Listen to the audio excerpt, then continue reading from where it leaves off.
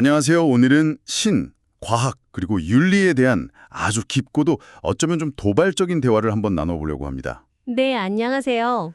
저희가 오늘 살펴볼 자료가 바로 조던 피터슨하고 수학자 존 레녹스의 대화인데요. 맞습니다. 보통 우리가 생각할 때 과학이랑 신앙은 거의 뭐 등을 돌리고 있는 관계라고 생각하기 쉽잖아요. 그렇죠. 물과 기름처럼요. 서로 섞일 수 없다. 이렇게들 많이 생각하죠. 네. 그런데 오늘 저희가 살펴볼 이야기는 그 시작점부터가 정반대입니다. 어쩌면 그 둘의 관계가 단순한 오해를 넘어서 사실은 한쪽이 다른 한쪽의 존재 이유였을지도 모른다는 주장부터 시작하거든요. 네, 여기서 정말 흥미로운 지점이 바로 그겁니다. 이게 단순히 과학과 신앙이 화해할 수 있어요 같은 온건한 수준의 이야기가 아니라는 거예요. 그 정도가 아니고요. 훨씬 더 급진적이죠. 과학이라는 이 거대한 지적 활동이 특정 신앙적인 전제 없이는 아예 태어날 수조차 없었다. 이런 주장을 펼치고 있습니다. 와, 과학의 뿌리에 어떤 믿음이 있었다는 거네요. 바로 그 믿음의 체계를 한번 따라가 보려고 합니다. 좋습니다. 그럼 가장 큰 오해부터 한번 깨부수고 시작해볼까요? 그럴까요? 보통 교회가 과학 발전을 억압했고 둘은 역사적으로 원수지간이었다 이렇게들 많이 알고 있잖아요. 저도 학창 시절엔 그렇게 배운 것 같고요. 맞아요. 거의 뭐 상식처럼 굳어져 있죠. 그런데 자료에 따르면 이게 사실 프랑스 계몽주의 시대에 어떤 정치적인 목적으로 만들어진 일종의 프로파간다일 가능성이 높다는 겁니다. 프로파간다요? 네, 오히려 현대과학의 문을 연 사람들, 그러니까 우리가 아는 갈릴레오, 케플러, 뉴턴 같은 거인들은 전부 아주 독실한 신앙인이었다는 사실이죠. 그 사실 자체는 저도 들어본 것 같은데 그게 그렇게 중요한가요? 바로 그 지점이죠. 이게 단순히 그 사람들도 신을 믿었대 정도가 아니라 그들의 믿음이 과학을 하는 동기이자 기반이었다는 게 핵심이거든요. 동기이자 기반이요? 네, C.S. 루이스가 이 점을 아주 명확하게 짚었는데요. 사람들은 자연의 법칙이 있을 것이라 기대했기 때문에 과학적이 될 수 있었고, 그 유명한 말이요. 네, 바로 그거예요. 입법자를 믿었기 때문에 자연의 법칙을 기대할 수 있었다고 말했거든요. 와, 잠깐만요. 그 문장은 곱씹어 볼수록 정말 대담한 주장인데요. 그렇죠. 보통은 과학이 발전하면서 종교의 미신을 걷어냈다고 생각하는데 순서가 완전히 뒤바뀐 거잖아요. 맞습니다. 우주를 만든 지적인 존재가 있으니 분명 이 세상은 일정한 법칙에 따라 질서정연하게 움직일 것이다. 라는 믿음. 그리고 그 존재가 우리 인간에게도 그 질서를 이해할 수 있는 이성, 즉 로고스를 주었을 것이다. 라는 믿음. 바로 그 두 가지 믿음이 없었다면 애초에 자연의 법칙을 찾으려는 시도 자체가 불가능했다는 뜻이니까요. 이건 뭐 둘의 조화를 넘어서서 신앙이 과학의 필요 조건이었다. 거의 이런 선언에 가깝네요. 맞습니다. 일종의 운영체제 같은 거죠. 운영체제가 깔려 있어야 프로그램을 돌릴 수 있잖아요. 그런 것처럼 세상은 이해 가능하다는 믿음의 운영체제가 먼저 깔려 있었기에 과학이라는 프로그램을 실행할 수 있었다는 겁니다. 교회가 어떻게 과학을 탄압했는지 이야기하잖아요. 이 부분은 그럼 어떻게 봐야 할까요? 아주 좋은 질문입니다. 그리고 그 대화에서도 이 부분이 언급되죠. 갈릴레오 사건은 우리가 아는 것처럼 과학 대 신앙의 대립이라기보다는요. 네. 사실상 구시대의 과학과 신시대의 과학의 충돌에 가까웠다는 겁니다. 과학과 과학의 충돌이요? 네, 당시 교회와 학계를 지배하던 과학은 아리스토텔레스의 우주관이었어요. 갈릴레오의 주장은 성경뿐만 아니라 기존의 과학계 전체에 대한 도전이었던 셈이죠. 그렇군요. 물론 교회가 권위적으로 대처한 건 명백한 과오지만 이걸 신앙 대 과학이라는 단순한 프레임으로 보는 건 역사적 사실을 좀 왜곡하는 것에 가깝다는 게 레녹스의 주장입니다. 오히려 갈릴레오 자신은 나는 신이 창조한 위대한 자연이라는 책을 읽고 있을 뿐이다라고 말할 정도로 신앙이 깊었다고 하죠. 바로 그겁니다. 그렇군요. 프레임 자체가 잘못되었을 수 있다는 거네요. 오히려 이 논리를 끝까지 밀어붙이면 과학과 무신론이 훨씬 더 불편한 관계라는 좀 역설적인 결론에 이르게 되는 것 같아요. 어떤 점에서 그렇게 생각하시나요? 왜냐하면 아무런 목적이나 설계 없이 그냥 무작위적인 물질의 운동과 자연 선택의 결과로 우연히 생겨난 뇌라는 이 고깃덩어리를 가지고 네. 어떻게 우주의 합리적이고 수학적인 질서를 탐구하고 또 그 탐구 결과를 신뢰할 수 있느냐는 근본적인 질문에 부딪히게 되니까요. 그렇죠. 대화에 나온 비유가 정말 날카롭던데 당신이 쓰는 컴퓨터가 아무 생각 없는 과정의 최종 결과물이라면 그 계산 결과를 믿을 수 있겠습니까? 와, 정말 강력한 비유네요. 내 생각이 신뢰성 자체를 의심해야 하는 상황이 오는 거잖아요. 그렇죠. 내 이성이 신뢰할 만하다는 믿음, 그리고 그 이성으로 파악하려는 우주가 합리적이라는 믿음, 이 두 가지를 무신론적 세계관 안에서는 증명하거나 정당화하기가 굉장히 어렵다는 딜레마에 빠지게 되는 거죠. 결국 내 안의 이성과 세상의 질서가 어떻게 연결될 수 있는가의 문제로 넘어가게 되는군요. 네, 이게 바로 고대 그리스 철학의 핵심적인 질문이기도 했습니다. 바로 로고스 이야기군요. 저도 어렴풋이 들어본 개념인데 정확히 어떤 의미인가요? 고대 그리스 철학에서 로고스는 단순히 말이나 논리를 넘어서는 개념이었어요. 이 세상을 꿰뚫고 있는 합리적인 원리, 우주의 질서 그 자체, 뭐랄까 모든 것을 조화롭게 만드는 보이지 않는 힘을 의미했죠. 우주의 원리 그 자체요? 네, 스토아파 같은 철학자들은 인간의 이성이 바로 이 우주적 로고스의 작은 불꽃이라고 생각했습니다. 그래서 우리가 이성을 통해 우주를 이해할 수 있다고 믿었던 거고요. 아, 그런데 정말 놀라운 건 수백 년이 지나고 문화권도 전혀 다른 곳에서 쓰인 요한복음의 첫 구절이 태초에 말씀이 계시니라로 시작하는데 네, 그렇죠. 여기서 말씀의 원어가 바로 로고스라는 겁니다. 와, 그건 정말 소름 돋네요. 그리스 철학에서는 비인격적인 우주의 원리였던 개념이 유대 기독교 전통에서는 세상을 창조한 인격적인 말씀으로 나타난다는 거잖아요. 맞습니다. 전혀 다른 두 문명의 지성이 하나의 개념에서 만나는 지점이라니 정말 흥미롭죠. 네, 그래서 이 대화에서도 이 지점을 아주 중요한 열쇠로 다루는 것 같아요. 네, 우주에 내재된 합리적인 원리, 즉 로고스와 그것을 이해할 수 있는 인간의 이성, 로고스가 어떻게 연결되는가? 이 질문에 대한 하나의 단서를 뜻밖의 인물에게서 가져옵니다. 누구죠?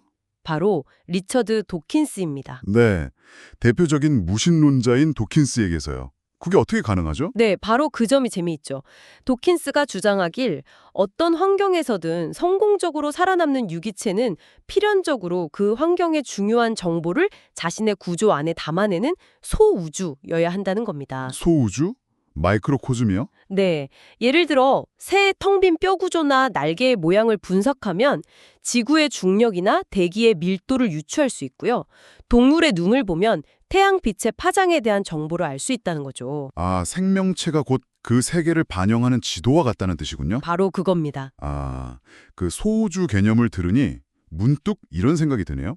새가 하늘을 날기에 적합하도록 진화했다면 인간은 이 세상을 이해하고 의미를 찾도록 진화한 존재 아닐까요? 오, 흥미로운 관점이네요. 우리는 단순히 생존하는 걸 넘어서서 서사, 즉 이야기를 만들고 소통하면서 세계를 파악하는 인격적인 존재잖아요. 그렇죠. 그렇다면 우리가 반영하고 있는 이 우주 자체가 근본적으로 서사적이고 또 인격적인 존재와 관계 맺을 수 있는 구조로 되어 있다고 보는 게 오히려 더 합리적인 추론이 아닐까요? 와, 이 관점은 정말 생각도 못 해봤어요. 정확합니다. 그게 바로 피터슨과 레녹스가 도달하는 결론입니다.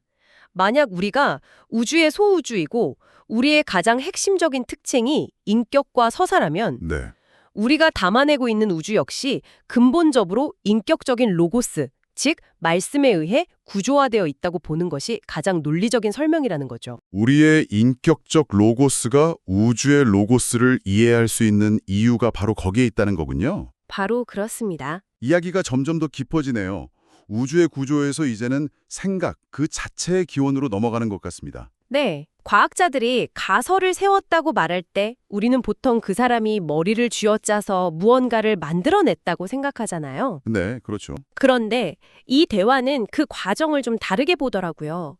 어제는 몰랐던 아이디어가 오늘은 어떻게 내 머릿속에 들어와 있을까요? 아, 아르키메데스가 유레카를 외쳤을 때, 뉴턴이 만유인력의 법칙을 떠올렸을 때, 그 순간은 계산이나 논리적 추론의 결과라기보다는 갑작스러운 통찰이나 계시에 가깝죠. 그렇죠. 번뜩이는 그런 거요. 네, 대부분의 창의적인 사람들은 이 경험을 내가 생각해냈다가 아니라 그 생각이 나에게 왔다 라고 표현합니다. 아, it came to me. 마치 내 의식의 외부에서 온 선물처럼요. 맞습니다. 이건 비단 위대한 과학자들만의 경험은 아닌 것 같아요.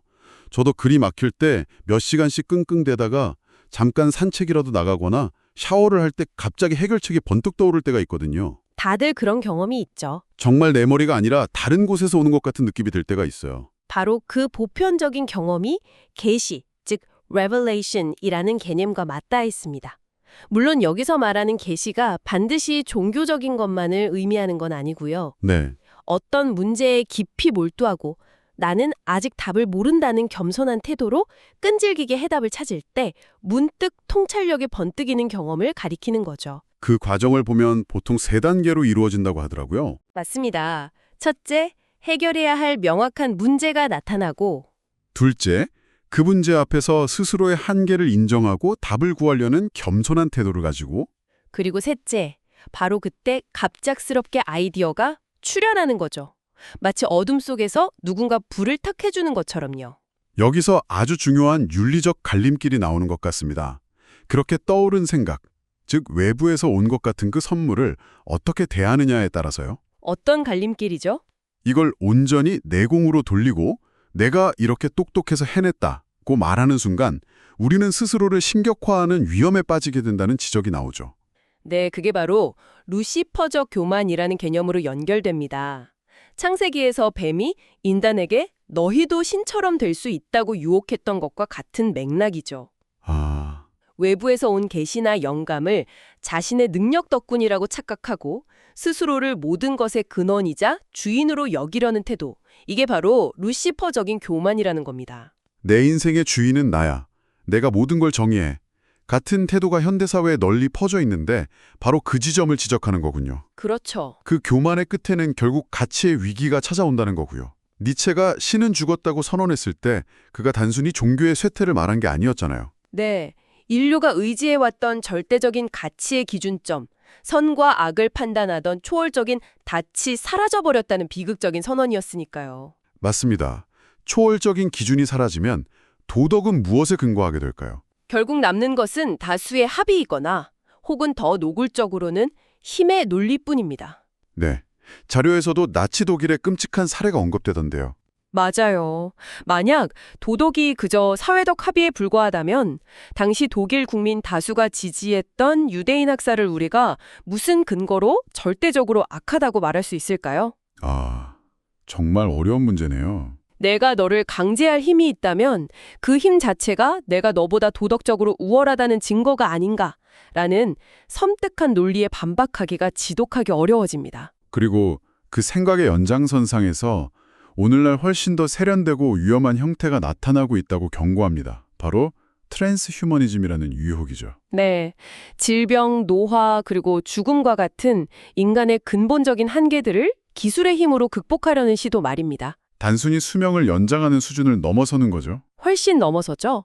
유전공학이나 인공지능과의 결합을 통해 고통을 느끼지 않고 더 지적으로 우월하고 영원히 행복한 존재, 즉 호모데우스, 신이 된 인간이 되려는 야심찬 계획이죠. 언뜻 보면 인류의 오랜 꿈을 실현하는 것처럼 들릴 수도 있겠네요. 네, 그렇게 보일 수 있습니다.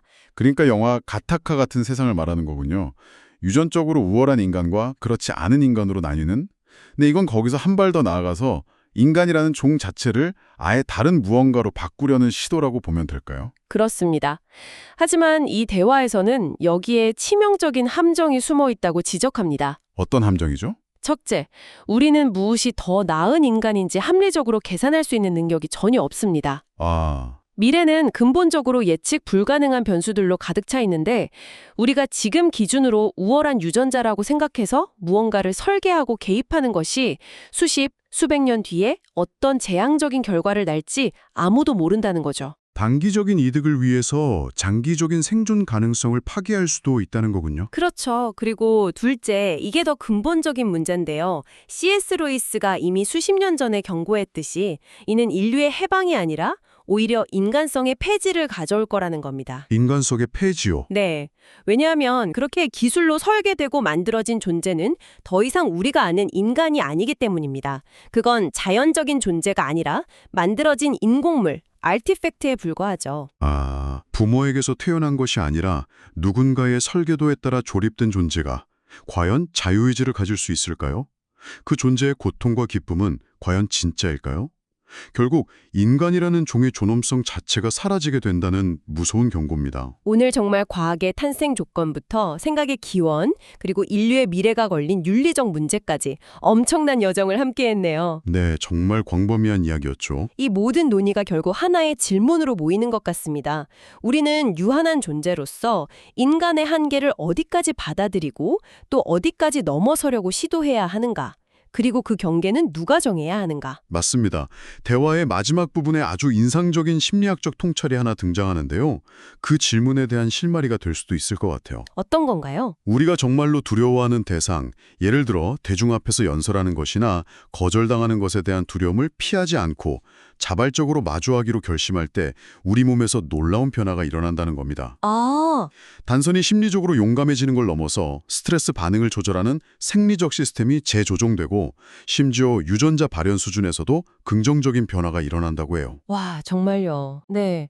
우리 안에는 우리가 느끼는 두려움보다 훨씬 더 크고 강한 무언가가 잠재되어 있다는 걸 발견하게 되는 거죠. 그렇다면 마지막으로 이런 생각을 남겨드리고 싶습니다. 만약 당신이 가장 두려워하는 것을 피하지 않고 자발적으로 마주하는 행위가 당신을 근본적으로 변화시키는 열쇠라면 인류 전체가 공유하는 가장 궁극적인 두려움, 바로 죽음을 정면으로 마주했을 때 우리는 과연 무엇으로 변하게 될까요? 그 끝에는 과연 소멸만이 기다리고 있을까요? 아니면 우리가 상상하지 못했던 또 다른 변화가 시작되는 걸까요? 오늘 밤 깊이 생각해 볼 문제입니다.